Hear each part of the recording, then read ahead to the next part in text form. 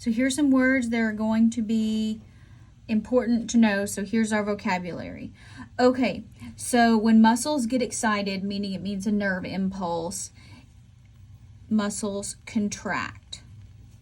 So it contracts. That means it gets shorter.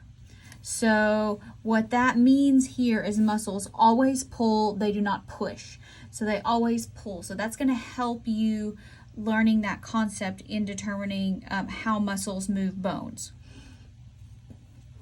So skeletal muscles, they exert force on tendons, which pull on bones or the skin. So tendons connect muscle to bone. And obviously you can have muscles that are just connected to, the skin. So here we're talking about like facial expressions. So generally, most of our muscles are going to cross a joint. Again, facial expressions are a little bit different, but so that means when we contract the muscle, one bone is going to move and the other bone doesn't. So what we need to take into account here is where the muscles are and what they're doing. So we need to think about the origin of the muscle.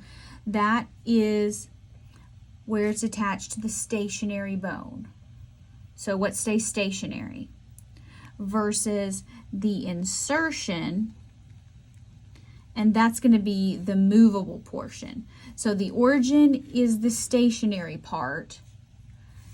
The insertion is going to be what moves. So it's inserted on a bone, so then when it contracts, it moves that bone.